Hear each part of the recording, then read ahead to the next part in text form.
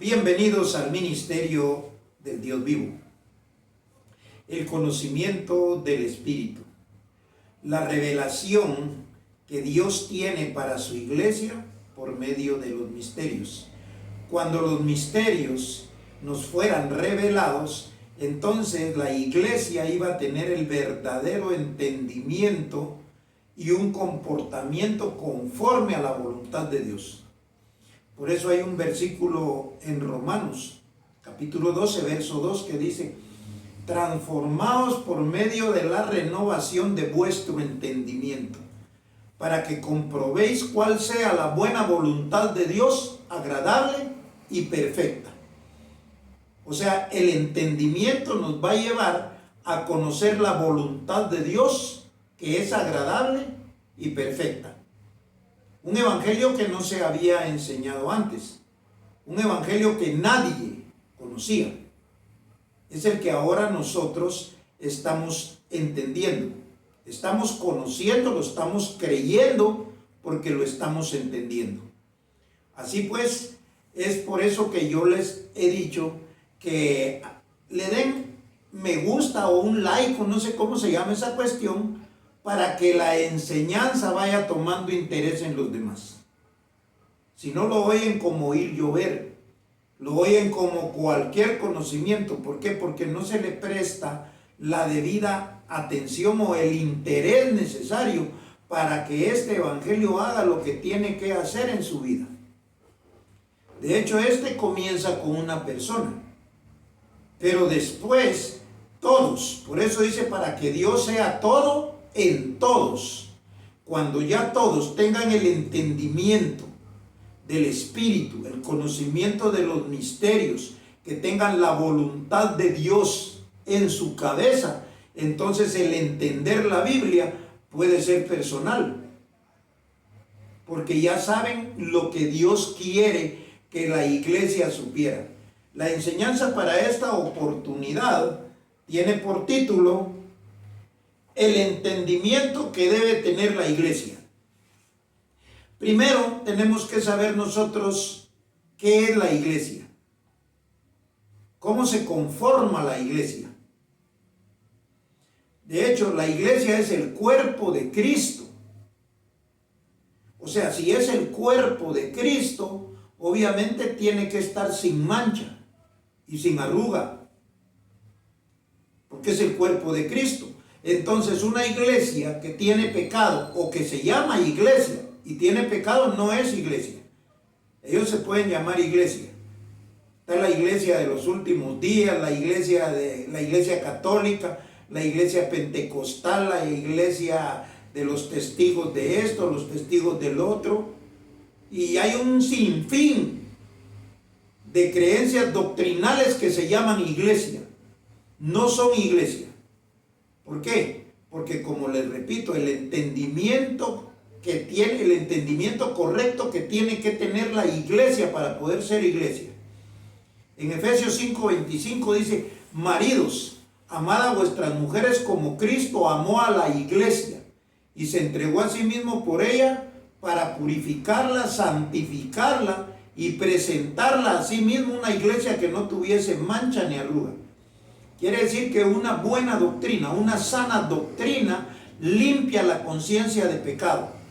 ¿Por qué? Porque la iglesia es el cuerpo de Cristo. Y el cuerpo de Cristo tiene que estar sin pecado, sin mancha, sin arruga. Entonces es un cuerpo que está unido a la cabeza.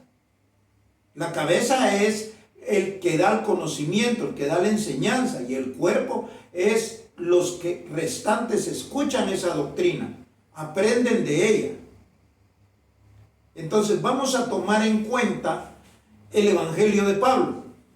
¿Por qué? Porque el evangelio de Pablo, que ya tiene un entendimiento, entonces ese nos puede dar una buena luz para ver el resto.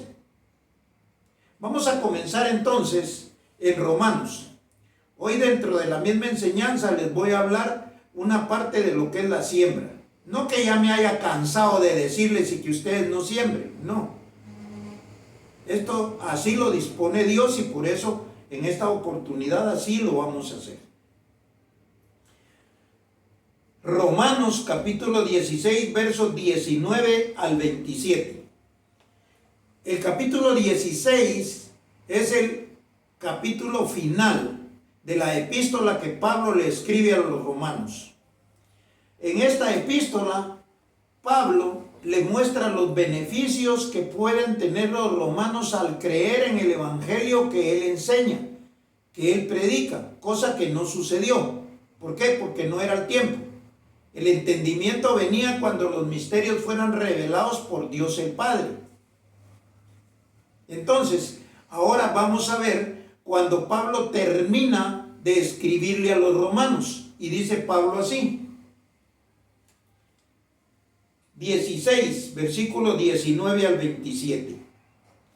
Dice, porque vuestra obediencia ha venido a ser notoria a todos, así que me gozo de vosotros, pero quiero que seáis sabios para el bien e ingenuos para el mal. Y el Dios de paz aplastará en breve a Satanás bajo vuestros pies. Vamos a detenernos ahí un momentito. Dice el Dios de paz.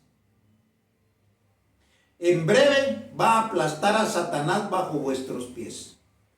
El conocimiento espiritual nos muestra que Satanás, que es el diablo, que es lo adverso, porque diablo significa contrario, significa rival, enemigo, contrincante. O sea, todo lo opuesto a Dios es diablo. Ahora, ¿cómo iba a ser aplastado el diablo? Por medio del conocimiento.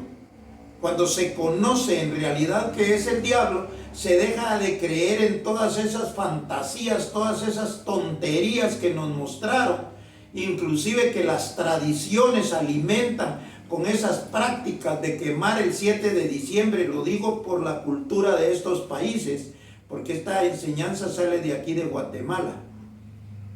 Y en estos países, no sé si en otros de Centroamérica, pero aquí en Guatemala, un 7 de diciembre que queman al diablo y son tradiciones y que mucha gente dice que hay que alimentarlas y muchos se han quemado, muchos niños han muerto por el estallido de los cohetes y un montón de situaciones que en realidad es por una práctica ignorante. Pero ahora entendemos que el diablo, que Satanás, es lo opuesto. De hecho, Jesús de Nazaret en un momento, en una oportunidad, le dice a Pedro, apártate de mí, Satanás. Pero no se estaba dirigiendo a Pedro en sí como el apóstol, como el discípulo.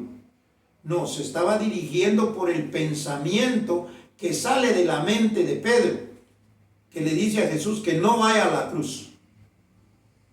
Ahora Jesús sabía que eso era lo que estaba escrito y un propósito de Dios para beneficio de toda la humanidad.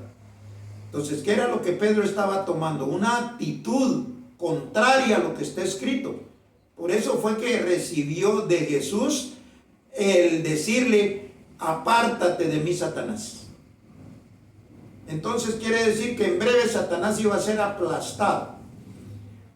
No es que se le ponga el pie para aplastarlo, no. La palabra aplastado tiene su entendimiento, que iba a ser destruido, que iba a ser reducido a nada. Entonces continuamos. Y dice así. Y el Dios de paz aplastará en breve a Satanás bajo vuestros pies. La gracia de nuestro Señor Jesucristo sea con vosotros. Porque Pablo era el que predicaba la gracia. Verso 21 dice, os saludan Timoteo, mi colaborador, y Lucio, Jason, Sosipater, mis parientes, y yo Tercio, que escribí la epístola, os saludo en el Señor. Os saluda Gayo, hospedador mío, y de toda la iglesia, y os saluda Erasto, tesorero de la ciudad, y el hermano Cuarto. Cuando Pablo menciona a todas estas personas, eran los colaboradores en el ministerio de Pablo. Ministerio era un grupo de personas que servían para predicar la gracia. Entonces él da las gracias a nombre y menciona a los colaboradores que estaban con él, que trabajaban con él. En las otras epístolas menciona a otros, porque en cada lugar tenía diferentes colaboradores.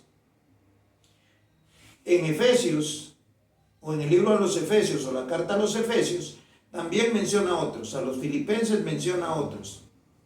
Entonces, esto es porque el cuerpo de Cristo, la iglesia, la conforman también personas que ayudan, que colaboran en eso. Y también gente que siembra. ¿Siembra para qué? Para que la palabra corra. Para que este conocimiento llegue a todas las naciones y se cumpla lo que está escrito. Jesús de Nazaret decía, cuando este evangelio sea conocido en todas las naciones. Las palabras de Jesús de Nazaret siempre fueron ciertas, verdaderas y sabias. Entonces, cuando él hablaba de esta doctrina, era la que tenía que llegar a todas las naciones. Pero ¿cómo puede llegar si los colaboradores, digo, en esto, los que forman parte del cuerpo de la iglesia, no quieren colaborar? De hecho, estamos comenzando. Y hasta cierto punto hay como que algún tiempo justificable. Pero le digo, ya es tiempo que siembre, porque con su siembra es que esta palabra va a poder ser impresa en volantes, en anuncios de radio, porque yo no tengo la capacidad económica para hacer todo esto.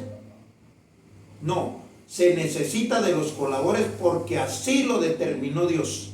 Si no hubiera buscado un millonario y le hubiera dado la sabiduría para que él se encargara de predicar esto. Pero no. ¿Por qué? Porque le tiene que dar la oportunidad a los miembros del cuerpo para que participen de esa práctica, para mostrar el verdadero interés y el verdadero amor hacia su palabra. Entonces, continuamos. Dice, y el hermano cuarto, verso 24, la gracia de nuestro Señor Jesucristo sea con todos vosotros. Amén. En el 25 dice doxología final. Doxología significa ya confirmación, ya terminado. Esto ya está como una alabanza a Dios. Eso significa la palabra doxología. Lo puede buscar en el diccionario y eso mismo le va a decir que es una especie como de alabanza a Dios. Y es lo que Pablo va a decir. Y note bien esto, verso 25. Y al que puede confirmaros según mi evangelio y la predicación de Jesucristo. Va a venir alguien que tiene que poder confirmar a la iglesia según el evangelio de Pablo y la predicación de Jesucristo. ¿Por qué dice según mi evangelio y la predicación de Jesucristo? Porque en el evangelio de Pablo venían escritos los misterios, para que faltaba el entendimiento, y ya con el entendimiento entonces el evangelio de Pablo ya tenía el poder que tenía que tener. Porque sin entendimiento no se puede sacar ningún beneficio de esas 14 epístolas. Entonces estamos claros que el evangelio de Pablo servía para entender la predicación de Jesucristo. Y esta enseñanza está basada en esto. Entonces, dice, y al que puede confirmaros según mi evangelio y la predicación de Jesucristo, según la revelación del misterio que se ha mantenido oculto desde tiempos eternos. Quiere decir que cuando estos misterios que estaban ocultos por tiempos eternos son dados a conocer. Cuando son dados a conocer, entonces el entendimiento llega y los ojos son alumbrados del entendimiento. Era lo que Jesús de Nazaret quería, pero no podía hacer porque lo vamos a leer en su tiempo. Entonces dice, pero que ha sido manifestado ahora y que por las escrituras de los profetas, según el mandamiento de Dios eterno, se ha dado a conocer a todas las gentes para que obedezcan a la fe. Al único y sabio Dios sea la gloria mediante Jesucristo para siempre. Amén. Aquí está dando Pablo la muestra clara de cómo tenía que ser el entendimiento del verdadero evangelio para poder creerlo. Esto está escrito. Nunca nadie lo había leído, ni nunca nadie lo había entendido, porque nunca nadie tenía la revelación de los misterios que se han dado a conocer en este lugar. Es bien sencillo. Cuando después comience usted a entender esto, va a comenzar a ver los beneficios del Dios vivo en su vida, en su mente. Y usted va a ser una nueva criatura. Va a tener una vida nueva. ¿Por qué? Porque lo que aquí escribe Dios no es mentira, no es falsedad, sino que es una verdad. Y nadie la tenía. Por eso es que usted no puede tener experiencias anteriores en que quiera ver en fulano, en sutano, en mengano, en la Madre Teresa, en el Papa de no sé quién. No. Esto ahora es que comienza a conocerse. Nosotros somos las primicias de ese pueblo del que habló Joel, como nunca antes se había manifestado sobre la faz de la tierra. Ese pueblo somos nosotros, por el entendimiento, por la revelación de los misterios, por la misericordia de Dios, que nos ha dado a conocer esta doctrina. Entonces, vamos a continuar porque si no nos agarra tanto el tiempo. Efesios 1:17. Y aquí Pablo, que es el mismo que escribió lo que acabamos de leer, escribe esto: para que el Dios de nuestro Señor Jesucristo, el Padre de gloria, os dé espíritu de sabiduría y de revelación en el conocimiento de Él. 18. Alumbrando los ojos de vuestro entendimiento para que sepáis cuál es la esperanza a que Él os ha llamado y cuáles las riquezas de la gloria de su herencia en los santos. Y cuál la supereminente grandeza de su poder para con nosotros los que creemos según la operación del poder de su fuerza, la cual operó en Cristo, resucitándole de los muertos y sentándole a su diestra en los lugares celestiales. Todo este entendimiento nosotros ya lo tenemos. En los lugares celestiales, sobre todo principado y autoridad y poder y señorío y sobre todo nombre que se nombra no solo en este siglo, sino también en el venidero. Todos esos beneficios son los que nosotros hemos conocido a través de la enseñanza del Dios vivo. 22. Y sometió todas las cosas bajo sus pies, en cuenta la muerte, en cuenta Satanás, y lo dio por cabeza sobre todas las cosas a la iglesia. Quiere decir que este conocimiento se lo dio a la iglesia. Si alguien no tiene este conocimiento, no es iglesia. Cuando tenga el conocimiento va a ser iglesia. Voy a repetir el 22. Y sometió todas las cosas bajo sus pies y lo dio por cabeza sobre todas las cosas a la iglesia, la cual es su cuerpo, la plenitud de aquel que todo lo llena en todo. La iglesia entonces es el cuerpo de Cristo. Y el cuerpo es formado por los miembros que han oído esta predicación, que la han creído y que de hecho van a participar en la colaboración de que esta palabra corra. Porque si no cree, no puede usted enseñarle a otros lo que usted no ha creído o no ha entendido. Entonces ya es tiempo de que comience a buscar la forma de cómo participar en el ministerio del Dios vivo. Digo, si ha creído en esto, porque si no, razón de burla sería para su entendimiento. Ahora pues, nosotros entendemos qué es lo que Pablo tenía como enseñanza para la iglesia, para el cuerpo de Cristo. Y ahora vamos a ir entonces a entender lo que Pablo decía, que iba a haber alguien que los iba a confirmar según el Evangelio de Pablo y la predicación de Jesucristo. ¿Cuándo predicó Jesucristo? En Jesús de Nazaret. Y vamos a ir entonces a Juan. En el capítulo 12, verso 34 al 50. Y aquí vamos a detenernos un poco haciendo énfasis en lo más interesante. Juan 12:34 dice así: le respondió la gente a Jesús de Nazaret: nosotros hemos oído de la ley que el Cristo permanece para siempre. ¿Cómo pues dices tú que es necesario que el Hijo del Hombre sea levantado? ¿Quién es este Hijo del Hombre?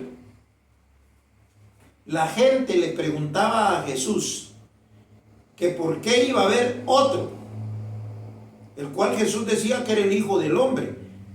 Si la ley de Moisés decía que Jesucristo era uno, que Jesucristo era eterno, que Jesucristo, como dice allá en Hebreos 13:8, Jesucristo es el mismo ayer, hoy y por siempre, por todos los siglos. ¿Por qué? Porque la palabra Cristo significa Salvador, significa salvación. O sea que eso no termina nunca, eso no muere. ¿Por qué? Porque mientras la gente se esté salvando ha sido por el trabajo de alguien que efectuó esa labor de Cristo. Porque para eso sirve, para salvar a la gente de la ignorancia, para que no permanezcan en esos lugares donde ustedes saben que le perturban la mente, creyendo en diablos, en demonios, en apariciones, en santos, en un montón de ignorancia, porque eso es carne, y lo vamos a ver más adelante conforme vayamos entendiendo esta enseñanza. Entonces dice: ¿cómo pues dices tú que es necesario que el Hijo del Hombre sea levantado? ¿Quién es este Hijo del Hombre?, preguntó la gente. Entonces Jesús les dijo: aún por un poco está la luz entre vosotros. Andad entre tanto que tenéis luz, para que no os sorprendan las tinieblas, porque el que anda en tinieblas no sabe a dónde va. Entre tanto que tenéis luz, creed en la luz para que seáis hijos de luz. O sea, que entendieran lo poco que Jesús estaba enseñando. ¿Por qué? Porque Jesús sabía perfectamente que ahí no estaba toda la sabiduría. La sabiduría venía después, teniendo como fundamento la muerte, la resurrección y la vida nueva de Cristo. Eso lo iba a enseñar Pablo. Entonces sigue diciendo: el que anda en tinieblas no sabe dónde va. Entre tanto que tenéis la luz, creed en la luz, para que seáis hijos de luz. Estas cosas habló Jesús y se fue y se ocultó de ellos. Pero a pesar de que había hecho tantas señales delante de ellos, no creían en él. Jesús hizo milagros, Jesús hizo señales, sanidades, les dio de comer a 5,000, hizo cosas extraordinarias que nunca nadie hubiera podido haber hecho si Dios no estaba con él, como dijo Nicodemo. Entonces ahora nosotros vemos claro que Jesús hizo señales y no creían en él. Lo dice aquí. Entonces dice: estas cosas habló Jesús y se fue y se ocultó de ellos. Pero a pesar de que había hecho tantas señales delante de ellos, no creían en él, para que se cumpliese la palabra del profeta Isaías que dijo. O sea que Jesús tenía cuidado en que lo que los profetas habían escrito se cumpliera al pie de la letra. Y dice así: para que se cumpliese la palabra del profeta Isaías que dijo: Señor, ¿quién ha creído a nuestro anuncio? ¿A quién se ha revelado el brazo del Señor?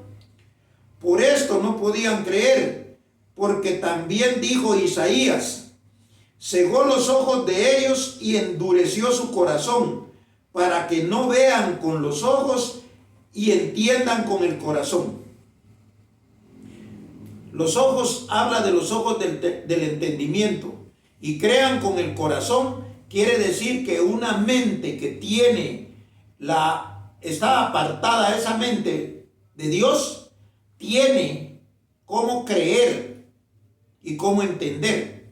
Y entonces dice ahí bien claro, para que no vean con los ojos y entiendan con el corazón y se conviertan y yo los sane. Isaías dijo esto cuando vio su gloria, o sea, cuando entendió y habló acerca de él. Con todo eso, aún los gobernantes muchos creyeron en él, pero a causa de los fariseos no lo confesaban para no ser expulsados de la sinagoga, porque amaban más la gloria de los hombres que la gloria de Dios. Había ignorancia en los judíos, había ignorancia en los fariseos, y eso era lo que imperaba, lo que reinaba. Entonces, dice el verso 44, palabras de Jesús que juzgarán a los hombres. Jesús clamó y dijo, el que cree en mí, no cree en mí, sino en el que me envió. Y el que me ve, ve al que me envió. Yo, la luz, he venido al mundo para que todo aquel que cree en mí no permanezca en tinieblas. Y al que oye mis palabras y no las guarda, yo no le juzgo, porque no he venido a juzgar al mundo, sino a salvar al mundo. El que me rechaza y no recibe mis palabras, tiene quien lo juzgue. La palabra que he hablado, ella le juzgará en el día postrero. Quiere decir que cuando ya la palabra de Jesucristo se entienda, la predicación de Jesucristo, entonces no hay excusa alguna. O quiere salir de las tinieblas o no quiere salir de las tinieblas. Porque puede hacerlo, entendiendo esto, o a menos que le encante tanto el conocimiento que tenían los judíos y la ignorancia que imperaba y reinaba en ellos. Entonces dice, porque yo no he hablado por mi propia cuenta. El Padre que me envió, Él me ha dado mandamiento de lo que he de decir y de lo que he de hablar. Y sé que su mandamiento es vida eterna. Así pues, lo que yo hablo, lo hablo como el Padre me lo ha dicho. Quiere decir que todo tiene un respaldo conforme a lo que está escrito. Jesús no se salía de lo que estaba escrito en los profetas. Pablo no se salía de la predicación de Jesucristo y el beneficio que tenía el creer en la muerte, resurrección y la nueva vida de Jesús. Porque esto era un proyecto, un proceso espiritual. Jesús dijo, yo soy el camino, la verdad y la vida. Yo voy a la casa del Padre, y en la casa del Padre muchas moradas hay. Si así no fuera, yo se los hubiera dicho. Así pues, la iglesia, el cuerpo de Cristo, ya existe, ya está formado por medio de una doctrina espiritual. Si usted permanece en ese cuerpo, si usted es la iglesia de Cristo, es porque ha creído, porque ha entendido, porque los ojos del entendimiento le fueron alumbrados. Espero que esta haya sido una predicación, una enseñanza que lleve mucha luz a su vida, a su entendimiento, porque es para el propio beneficio que Dios tiene preparado para usted. Así pues me despido, hasta una próxima oportunidad. Sea bendecido con toda bendición.